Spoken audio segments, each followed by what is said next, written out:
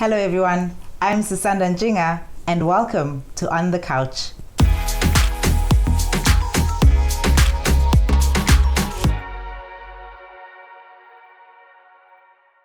So today I'll be chatting to Mashudu Modau, who's the founder of Lucha and Founder Space. He's also the former community partnership manager at Yoko.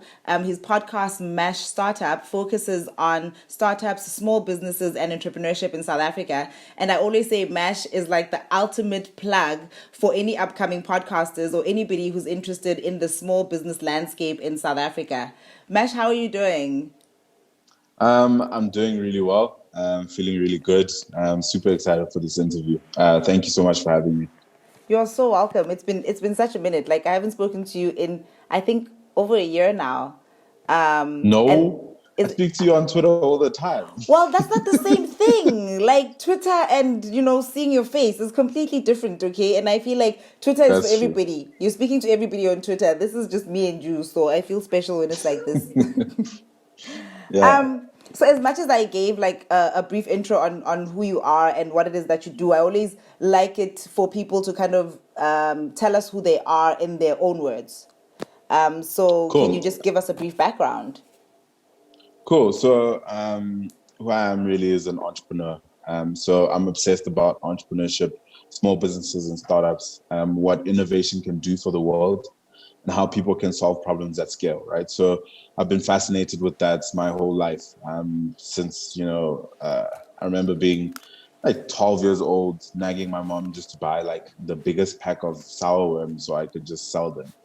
And that it really starts that simple and that silly, but like it goes, it sort of grows. And my journey took me into educational technology, so ed tech. So building a website for matriculants to download past papers, and that got up to like 50,000 users before I had to sort of figure out that it's cool to make an amazing solution, but you still have to make money somehow. So really figuring that out was one of those learning curves. So really, I'm an entrepreneur, and all I really, really am focused on and obsessed about is solving problems and solving problems at scale. That's pretty awesome. Uti ukale with like nagging your mom to buy you a big pack of sweets and you can sell them. Like how old were you then? Like Yeah. So I think I don't know, like 10 maybe, because I was just like, I actually think I could make a lot of money because I saw that there's always like Abu Mama that sell like ama ice and like ama scopas and stuff. I was like, you know what, I could do that. Like I'm 10 years old, whatever, but I can sort of figure out how to make this work. And I was like, just buy me the biggest packet of sweets, and by the time you come back, I'll have like sold all of it. And she bought it out of like frustration. She was just like, I'm sick of this, whatever, let me just buy it. And after she bought it, I literally tried to sell them, but I gave away too many banzelas, right? You know what a banzela is. So yeah. basically, you tell someone, they buy on credit, basically. And like, I basically finished the bag on just basically selling my sour worms on credit, which ended really badly. so So my so that was business like your first lived, business lesson, started, Jay. yeah, don't give away anything on credit. And your business is not successful until the money's actually in your account or like in your hand. So yeah, that was like my first experience of business. I mean, then from there it goes into like entrepreneurship days at school, grade 6, grade 7, where they're asking you to, make a product slash a business and sell it on a day where parents come and stuff like that. And you start to learn how to create value and how to leverage value, how to market value, and how to sort of shape things so that people want them, but more than that, that they're willing to part with something that they care about, so their money or their time, in order to give it to you. Yeah. That's pretty awesome. I think like the one thing that I keep learning from entrepreneurs, like in general, is that y'all are like a very innovative bunch. I think it takes a very fearless person to start a business and keep going, right? And I think I know you from your podcasts. I think a lot of people know you from your Mhm. podcasts. And I think you started doing podcasts before anybody on the continent was really kind of into. We knew they were there, but we weren't necessarily dabbling in the space. What I want to know from you is when and how did you get into the space of podcasting? Cool. So, a lot of my life is like just amazing instances where God intervenes. That's how I like describe my life sometimes. Because with podcasts, I was working with a mentor of mine, and he was like, "Hey, dude, I was asked to go to this lunch in Soweto with a team that's from Facebook, right? These guys are part of the marketing team and part of the executives, and um, I have to go to this lunch, but I actually have a lot of work, so I can't go. Can you please go on my behalf so that our company doesn't look like we don't care about, being, handed these amazing opportunities to network?" So I, usually work in Braamfontein, but that day I was like, you know what, I'll do it. And I went there mainly just to try and meet some people that would be interesting. And went there. So the first part of the session was really with just South Africans talking about the issues that we have in terms of entrepreneurship and small businesses. And then the sort of Facebook executives came through for lunch. And I just happened to be sitting next to this one lady who was like, "Hey, what do you guys do to tell the stories of entrepreneurs in South Africa? Like, what's the thing that you use in terms of media?" I was like, "Oh no, we don't really do that. We like victory laps. So when we go on radio, we just talk about like how amazing am I, and my business is so amazing, and there's nothing else going on except how perfect my life is right now."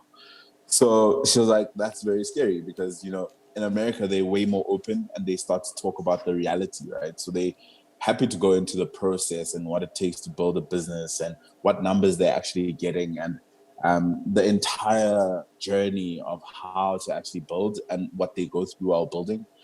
And I was like, "Yeah, we don't really do that here." I was like, and then she said to me, "You should listen to podcasts." I was like, "What are those?" And she's like, "No, it's like radio, but it's on the internet, but also completely different in terms of the way the medium works." I was like, "What do you mean?" She said, "You get to tell a story from start to finish with as much depth as you want to, without compromising the value that the person gets from it." I was like, "Okay, that sounds exactly like the sort of medium I'd love." And she said, "You should listen to this one podcast. It's called Startup." And that's really where it began. And I listened to this podcast, and if you go to, any app, sort of podcast app, whether it's Apple, Spotify, Google Podcast, search for Startup and then go to the very first episode. And it's the most insane experience ever. It's like listening to someone living their purpose, and that's something that you don't get to hear or watch or see a lot. So I listened to this podcast, and it's this guy, he's pitching his business to a venture capitalist that's supposed to invest in him, and he does the worst job ever at pitching his business. And that's how I found podcasts. It started just that whole wild journey, and I just didn't stop after that. Yeah. That's incredible because my next question was to ask you, like, what was that first podcast that you listened to, and like, what did it do for you with regards to storytelling and understanding the importance of that? So, what value do you think that podcasting kind of brings to the network of storytelling right now? Because like I whenever I speak to people about podcasts, people are like, yeah, but rather, don't you think YouTube is better? I mean, people are more prone to visual. So why do you think Yeah. podcasts are just as important, if not more important, than other storytelling mediums at this time? Yeah.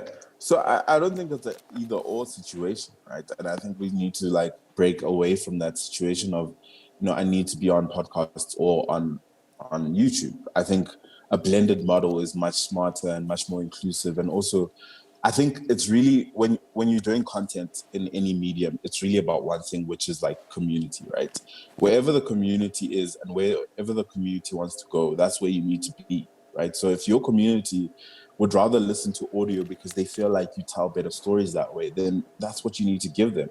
If your community, is primarily podcast, but they start going, "Hey, I want to see the expression on your face when this person tells you this amazing story," or what you're talking about is very visually stimulating. Like, why wouldn't you go on to that? But also, we sort of ran away from it, but writing is also like super coming back, where people are starting newsletters and people want to read again, and it's not like a weird thing. But yeah, so the way I think about content is mainly primarily or focused on community, which is where does the community actually exist and what do they want from me? It's not necessarily what I want, right?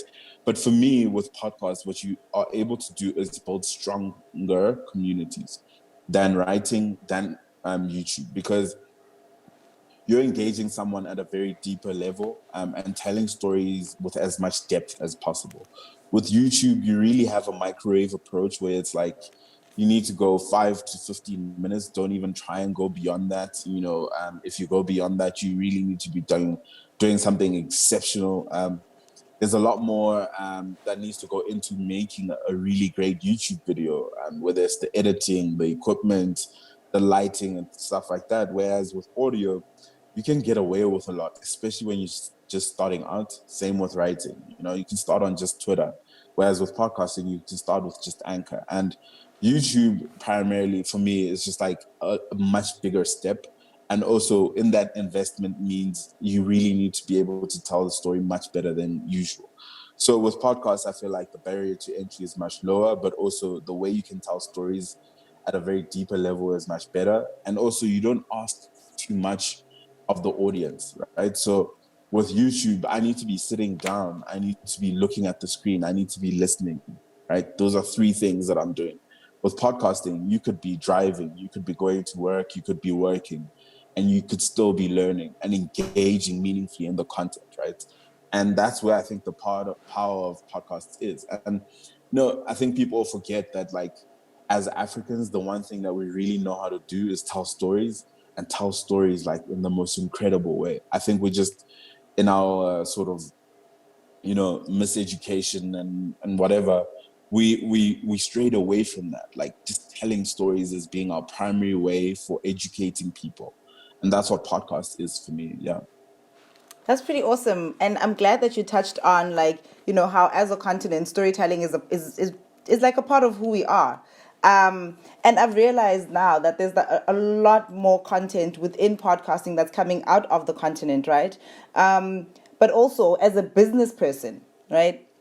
What a lot of people are now saying is, okay, it's all great and dandy that we're creating all of this content. When you're writing, you can write and pitch it to somebody and get paid for it, right? Whereas with podcasting, I've found that a lot of people are finding it very hard to monetize. Yeah.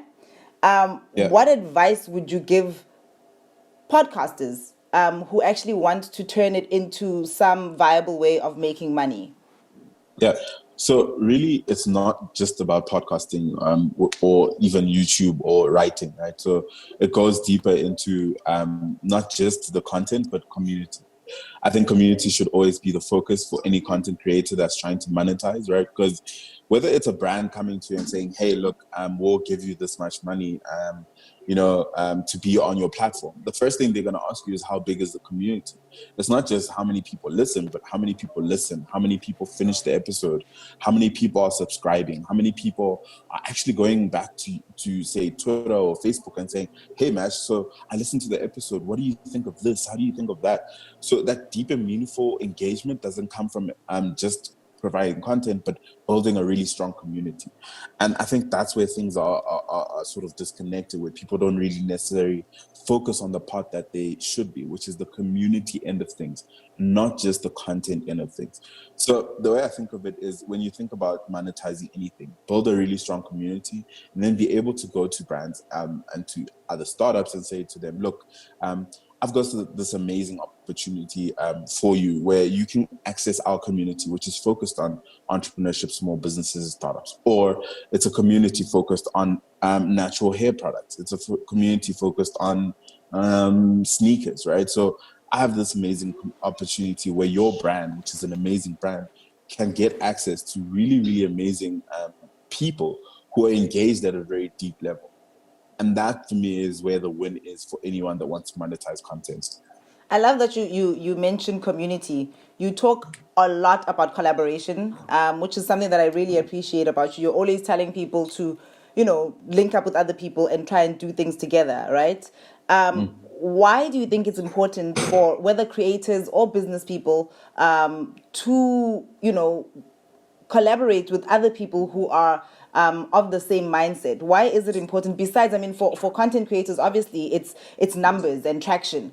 But what are the other reasons that collaboration is important to you, and why should it be important to podcasters or business owners? Cool. So I think what collaboration enables, right, is opportunity to do things that you wouldn't be able to do because of the lack of resources or the less resources that you have as a startup or a young entrepreneur, right? So bigger businesses, they don't need collaboration because they can just build teams within their organizations to be able to execute on different things. Whereas with collaboration, it's you as a startup, trying to collaborate with a creator or with another startup to try and put your resources together to achieve something that you wouldn't be able to do on your own.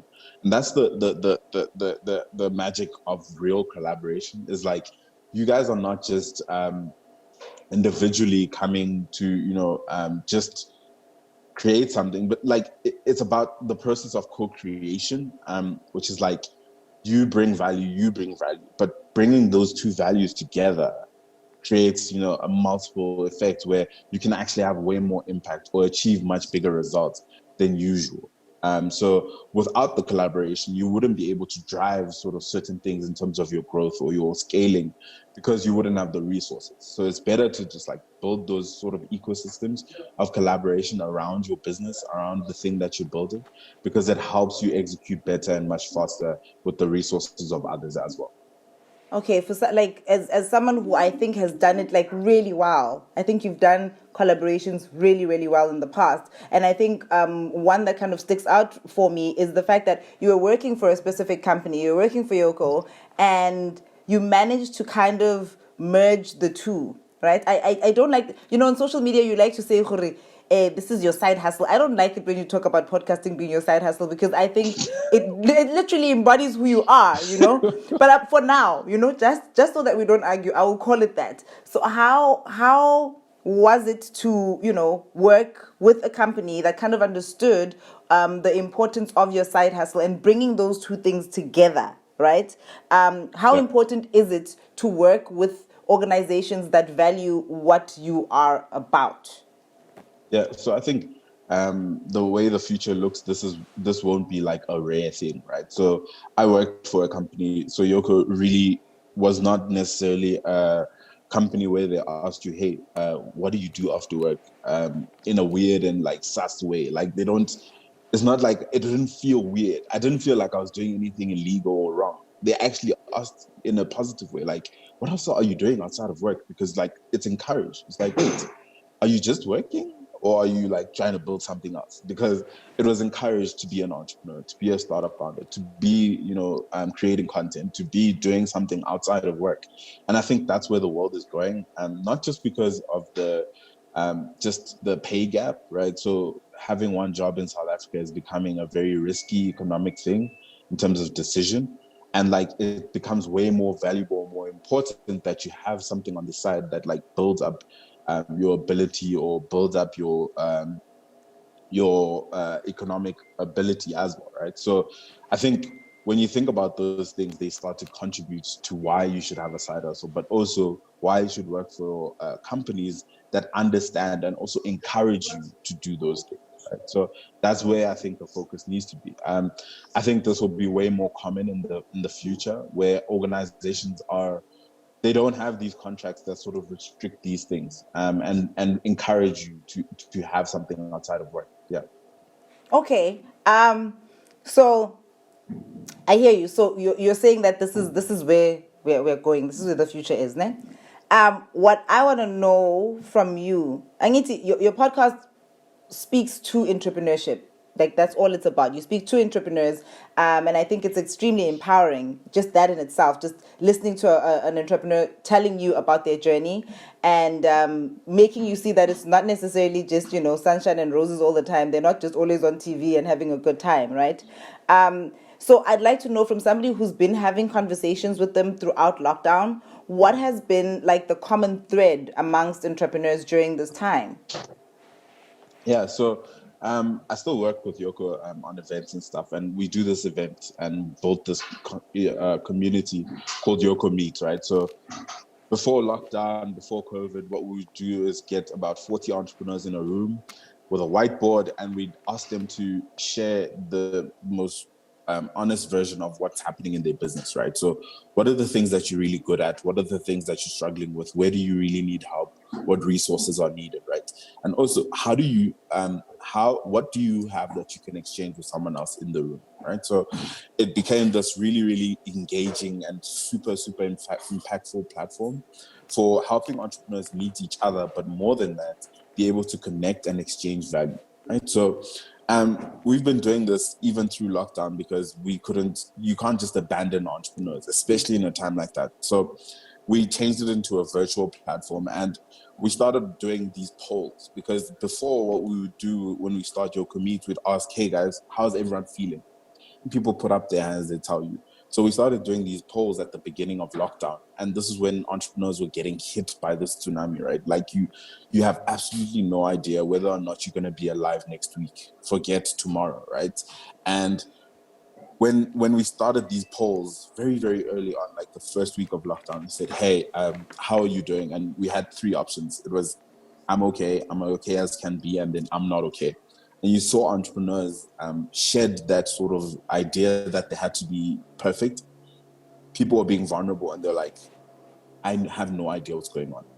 Like, they were completely broken. A lot of entrepreneurs were just completely dejected, and you can sense that there's this confusion, right? And this conflict, like, why is this happening? And how can I make sure that I survive? And at the beginning of lockdown, there was that sense of disbelief and shock that turned into sort of adjusting through a process and really going through grief at a certain level, right? Like, people really needed to understand that the way the things were had changed fundamentally, and the way things were going to be was something they needed to build out themselves, which is completely scary. Yeah. So, when I think when lockdown hit, a lot of people didn't really understand what was going to happen, and I think that's where the panic came from. And I think what I saw was like a lot of people were getting into this hectic depression, right? And you kind of saw on social media people started talking more about it. How have you kept yourself in like a good space throughout this period? Like, what have you been doing? For you to ensure that of course there'll be dips along the way, but what have you made sure that you're doing for yourself to make sure that you're okay? So I really believe in being as mindful as you possibly can be. So I feel like I was one of those people that didn't necessarily have the, figured out, especially at the beginning. You needed to sort of build the model of how you could be, learn through this period and grow through this period. So I think very early on, it was extremely terrifying, and I didn't know what could happen or should happen. And then I went through this adjustment period where I pretended to know what I should be doing. And then came this real adjustment period where I was like, oh no, now I'm good. Now I get it. Like, I'm fine. So what I've been doing mainly is really relying on my community more than I used to, right? So before, you chat to friends, every few months, every few weeks, and you're like, I'll chat to you some other time. I think what this period has really brought to light is maybe life doesn't have a later. Like, there might not be a future. So maybe right now, and being present, being mindful, and being appreciative, and being grateful would really lead to much better results in terms of your own happiness, your own satisfaction, your own just fulfillment as a person.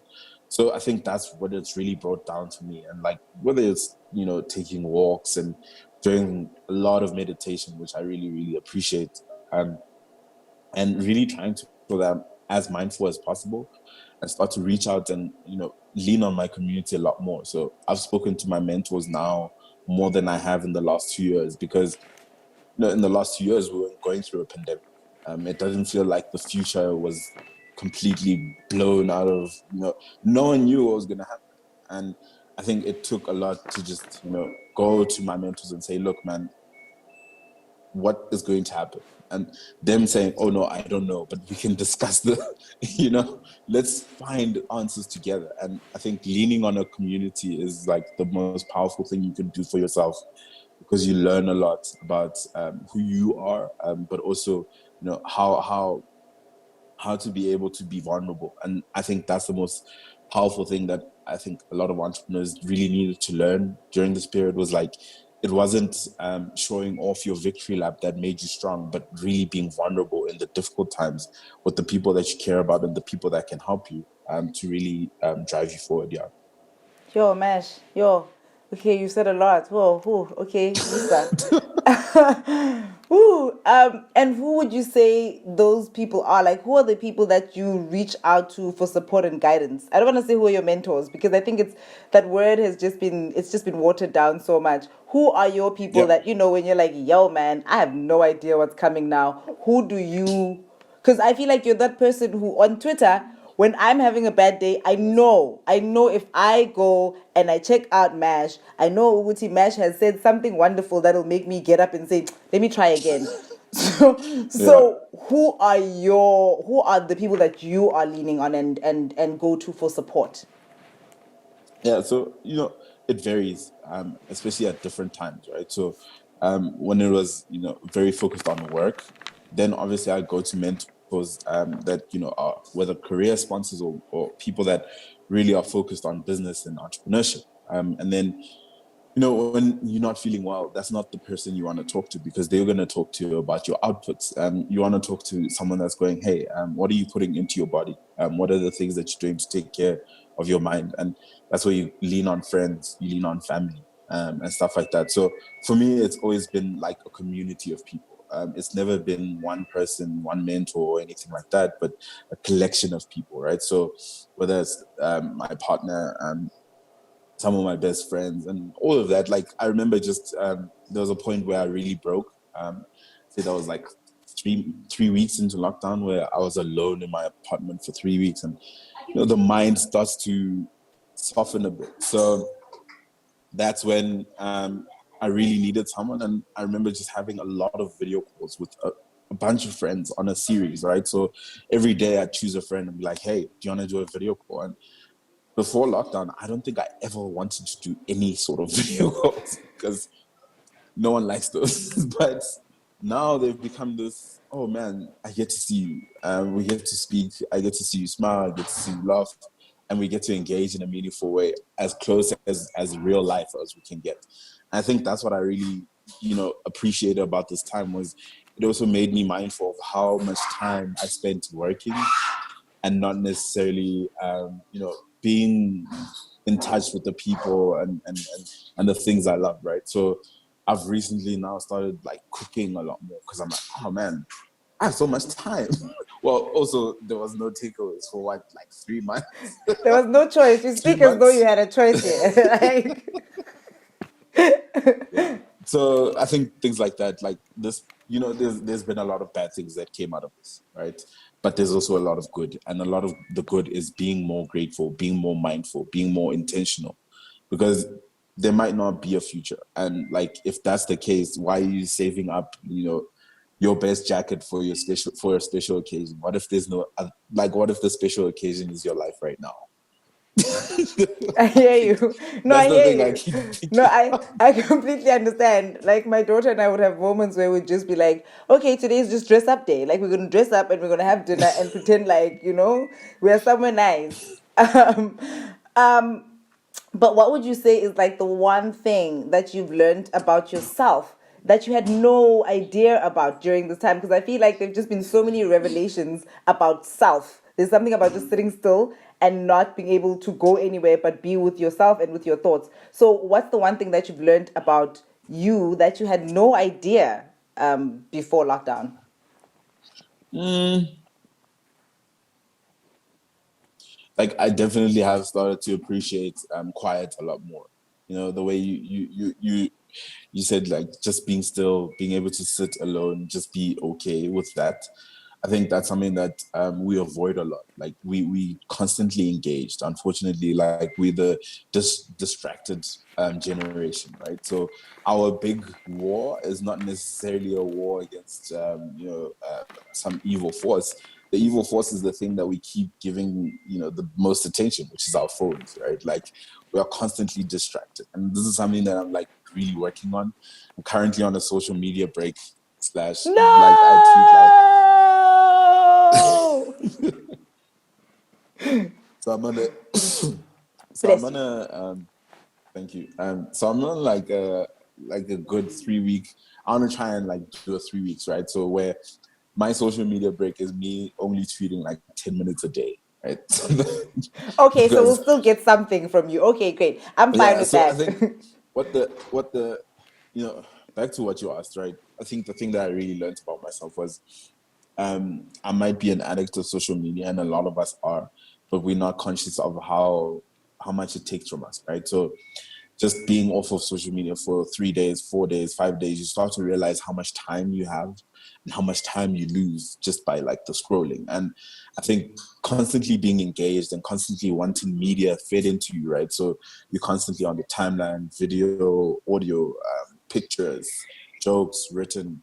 And it's like when you think about those different things, it becomes you get so conscious that you actually give up so much of your life to these platforms and to these things. So I think I've learned that I am a social media addict, and I need to be more mindful and more intentional, more conscious of how much I give of myself to these platforms, but also of the things that my life should be focused on outside of that. So being more mindful, sitting down a lot more, not doing too much, stuff like that becomes way more important. Yeah. Yeah, I love how you talk about giving because you are a very giving person, especially when it comes to information. Like a lot of people get into specific spaces or careers and they learn and they know things. And then instead of like, sharing that knowledge, a lot of people think, okay, I know this and nobody else does. Actually, I'll keep it to myself so that I can grow. But you've done the exact opposite. Like you share nuggets every day for whether it's social entrepreneurs or just entrepreneurs in general or podcasters or just in life. Why is that important to you, Mash? And where did it come from? Like every single day. Like that's why I was like, oh no, don't get off social media. Because I learned something from you daily on Twitter. Even if it's just to get up. It's okay. Yesterday it didn't work out, but today will be better. Do you know what I mean? So where did that come from with you? Where you felt that sharing knowledge is actually empowering. Where did that come from? Yeah. So this is another sort of thing where sort of God intervenes and shows you something. And this was just a video on YouTube. So it's called this documentary is called Shenzhen, the Silicon Valley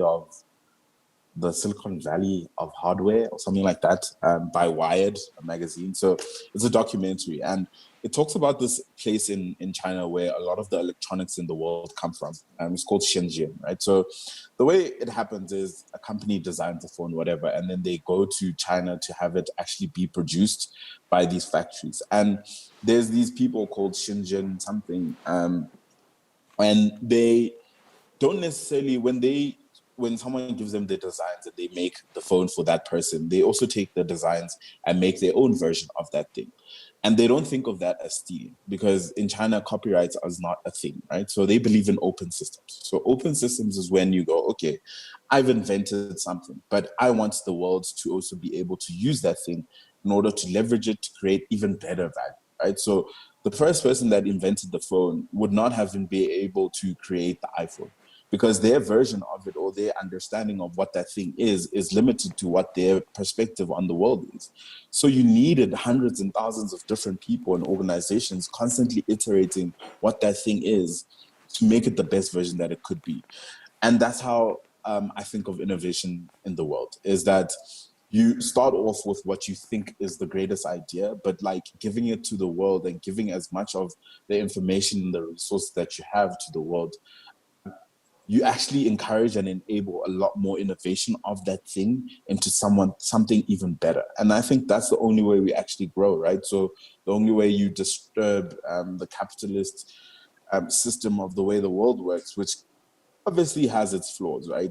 And the biggest being, you don't have a distribution of wealth that is like equitable. And the only way you improve that, or you make that better, is by enabling people to be better, to be able to create the best version of the things they care about, and give them as much information and resources to innovate themselves out of where they are, and build something for themselves as well. Yeah. This is why unkaza, because you understand that, with giving this growth. What I want to know from you is like, so you interview people all the time, right? And a lot of people seem to think that you're the one that's kind of giving because you have this platform and you've created this space where people can share. What I want to know from you is like, what's the most important thing that you've learned from an entrepreneur that you've interviewed? Like, what's the biggest takeaway that you'll never forget? Like, when you think of this interview, you're like, Yazini, when A, B, and C happens, I always go back to what so and so said. What would be that one thing, one interview that you were like, this entrepreneur, really helped? Yeah, so I've interviewed Leander Jafta a few times. So Leander Jafta runs the People's Fund, and he's a very close friend. But I interview him because, like, I think he's a really amazing entrepreneur. But also, he's one of the few people that will genuinely tell you what the journey is about and what the truth is. And the one thing he once said that really, really matters to me is like around the way South African entrepreneurs build businesses, right? So he said, don't build brands, build businesses, right? And it's not about dismissing the value of marketing or branding in your business, but it's about focusing on impact rather than how things look, right? So what are you doing to fundamentally create value for the world, but also solve problems at scale, right? That is the business. The stuff where you're just doing press and you're doing interviews, but you're not necessarily working on the thing that you're supposed to be working on. And the focus is not necessarily on creating value, but the focus is actually on just creating attention for you. And it's not necessarily on driving impact, and it's just about driving engagement. And you're literally just like not necessarily trying to feed the business and grow the impact that you have and create value, but draw attention to yourself and not necessarily create value. Like it's a different of approach in terms of how to be an entrepreneur and execute on the things that you care about. And I think that's been the most impactful thing, because it really shifted my ideas on what success looked like, right? So the victory laps for me is not success. I always look at headlines of entrepreneurs announcing something and I go, what's behind that? What does that mean? How does that work? How do you create bigger impact from that? How do you drive value from that? And how do you create value for other people and solve problems at scale? Because I don't think we're going to do that with just victory laps. And yeah, that's really the biggest thing. I think another one would be like Wiza, who's from Malawi, and he spoke about you can't innovate on an empty stomach, which was like one of those things. I was like, damn, man, like, it's something that is such a strong point that you start to think, why didn't I think of that? Because you go, the way the world works, they say, oh no, just work hard and things will work out for you in your life. And you go, but you can't just do that. There's things that need to be put in place. And that's where like I also draw energy from, to constantly share resources and tools and information, because if you can help someone get the information, the resources, the tools free, right? They can leverage that to create more value and create more value and create more value. And I think that's what will drive innovation in Africa, is when you give people the resources to be able to innovate and also put them in a comfortable enough position that they don't have to worry about their basic needs. And that's a big thing. So yeah, those two things. So don't build brands, start building businesses, and then you can't innovate on an empty stomach. Those two things. Ultimately, it's you gotta go make that guap, man. Like, make Yeah. guap. You have to eat, right? But you talk about impact and the value and the importance of impact, and I think as much as you're like, let's not talk about the victory laps and let's concentrate more on, but ultimately those victory laps come as a result of the hard work that you put in and the impact that you're making. And I think you are a great example of that. I mean, a couple of weeks ago, I woke up and was like, hey, Mesh Startup is top 5 podcasts on Apple, you know?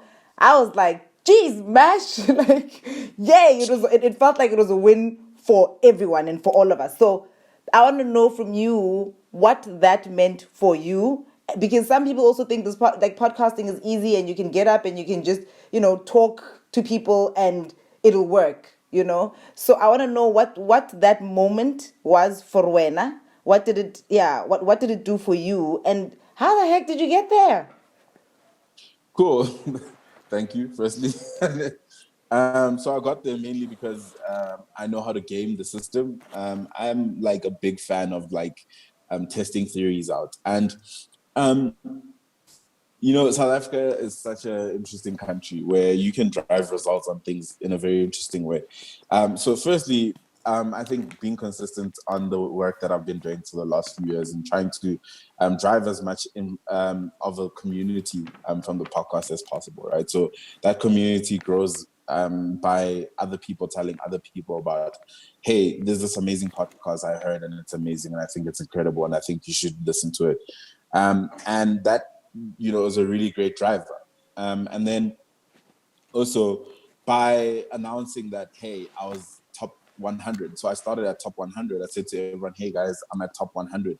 This is amazing. I'm one of the only indie sort of creators in this space. This is amazing. And what happens is South Africans, I love South Africans for this, right? So when South Africans see someone having a victory lap, they start going, oh, maybe I should listen. Because if someone else would listen and there's like someone's validated it, maybe I should listen, right? So as soon as I said top 100, people started listening to my podcast. So I got to top 50.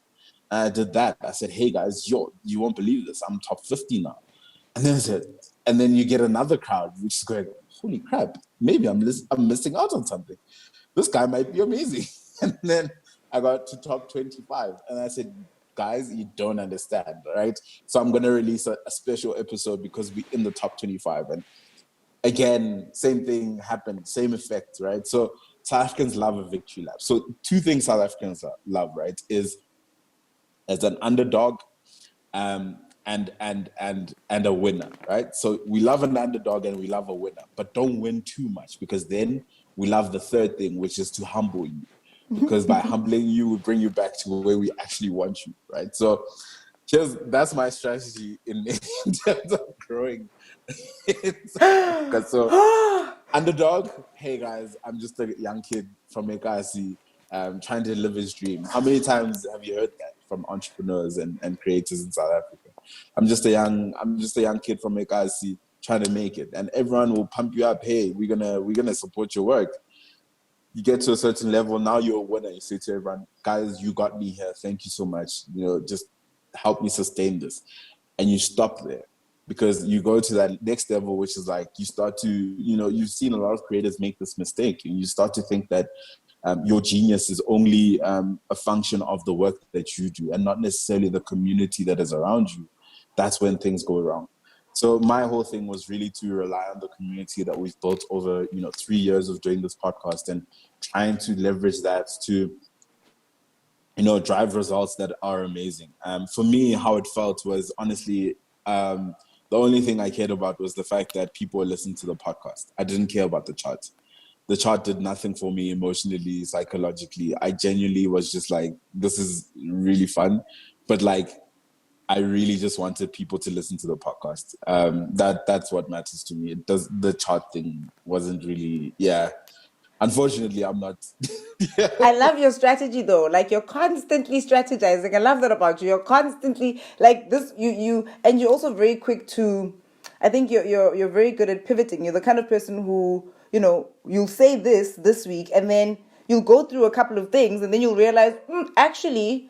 What I thought last week might not necessarily be right. And you're very quick to then say, well, as much as I said this last week, this is where I am now. And I think that's a character trait, right? And I think that also helps when you fail at something. And I think you speak a lot on when you fail, you need to get back up and start again. What's the one lesson that you've learned from falling and then getting up and saying, as in, it's okay, like Mwile, and it hurt a bit, but I'm going to get up and go. Like what has that taught you? Yeah, so I really think just changing my relationship with failure is the thing that changed everything for me, right? So, you know, as Black kids, we grow up in the township where, you know, it feels like everything is like a life or death situation. Like the decisions are so like tight, right? So you always feel like you under the gun to make a decision that will fundamentally shift your life instead of like, hey, you have room to fail. Like, I don't think I know anyone that grew up in a, hey, you have room to fail sort of situation, except for kids that, you know, I met in school when I started going to, you know, um, when I went to boarding school. I remember just a whole world opening up for me because I was like, these people are not scared of trying. Like, you know, you'd see a kid one week playing rugby, next week he's playing, you know, hockey, next week he's playing cricket, next week he's swimming. I'm like, dude, like, why can't you just pick one? And it's like, no, try everything. Why not? And, you know, at the time as a kid, you don't really get conscious of it. So it took time to unlearn the idea that failure is fatal. Like if I fail at something, I'm dead. There's no ways I can, you know, come back and build something else. But the way startups work, you're encouraged to fail, right? So this is where Yoko and just that journey really feeds into me. Is like if you're not failing, it means you're not testing enough things and you're not doing enough things that push the boundaries, because that means you're playing in this very safe space where you know, hi, the win is guaranteed. And if the if the win is guaranteed, then you're not growing. You're not really expanding. You're not really reaching, you know, into broader aspects of who you are and what you're doing. And those are the things I keep thinking about. Is just like people need to be able to change their relationship with failure and understand that it's not fatal. You don't die when you fail at a business. If your podcast only get 5 people listening, make sure that's the best experience those 5 people have, because those 5 people tell 10 people, and then you know how pyramids work. Um, but yeah, it's things like that where you go, um, failure is not fatal. It's okay to test things out, try them out, and see where they go. Amen. I appreciate that. I appreciate it. And you've shown me, Wuti, you're not scared. You're not scared to try new things. I'm seeing now that you're kind of, I don't even want to call it a pivot. I think it's just another step or another layer to what you do. You're now in the education space. I saw that there's something that you're doing with the UCT SGB solution space. What's that about, Mash? Like, are you now going into education? Like, No, it's entrepreneurship, right? So the UCC GSB solution space is actually a incubator slash platform slash ecosystem. So ecosystem is actually the best word. It's an ecosystem of support for entrepreneurs that are using technology to solve problems at scale, right? So helping entrepreneurs build startups that really, really make a massive impact on the world and can fundamentally shift the way our continent evolves and changes over time. So it's still entrepreneurship. So whatever move I make, I promise you, it will always have entrepreneurship in it. I'm obsessed. I'm driven. I am, you know, it's a crazy thing, but that's just how I live my life. Entrepreneurship first. So it's not necessarily education. It's entrepreneurship. I'm just making sure because I was like, maybe this is like a completely different pivot here. I was like, okay, I know solution space deals with entrepreneurship, but maybe, Mesh is done with this entrepreneurship thing. He's just like, you know what, actually, Nah. let me just try out other things. And then Yeah. one more thing before I let you go. I know that as somebody who's always creating content for other people to consume, we often don't think about what we consume as people who create content. What are you consuming Mhm. at the moment? I'm really eager to know. What are you listening to? What are you reading? What is on your list? Cool.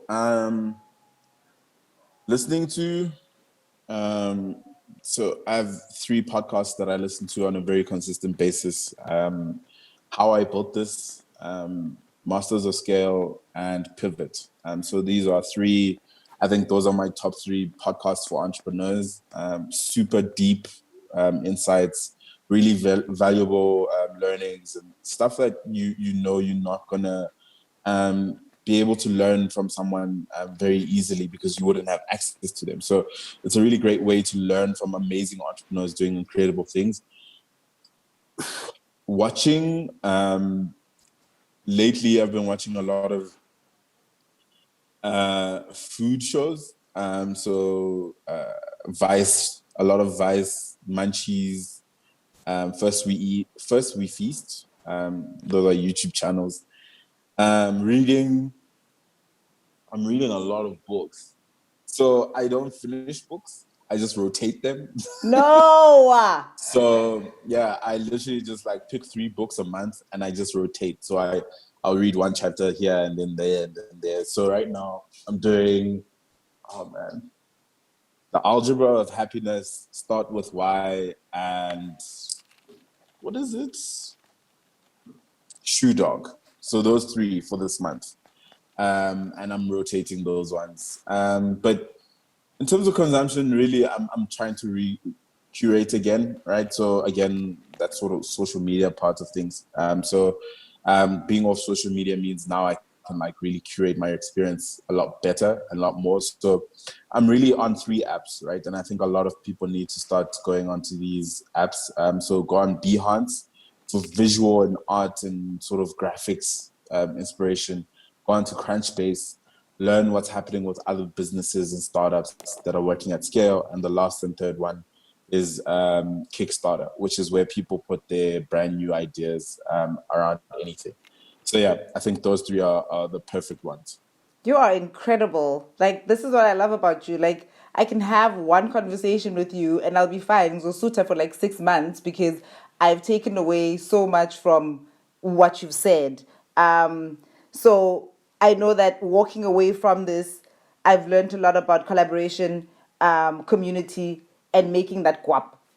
So I wanna thank you for just constantly inspiring. And it's not just me that you inspire. I think when you are on socials, a lot of people know that you kind of make people want to keep going no matter what the circumstances might be. So I just want to say thank you. I appreciate you, and I can't wait to see what's next for you because you are constantly innovating and constantly challenging yourself to be better. So thank you so much, Mash, for just taking the time to chat with me and inspire.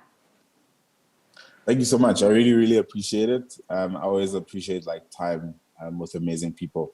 So I really, really appreciate it. But yeah, I think we just need to change our relationship with failure and just like be more conscious, more grateful, and more present because we just too distracted, man. We'll be fine. We just need to focus a lot better.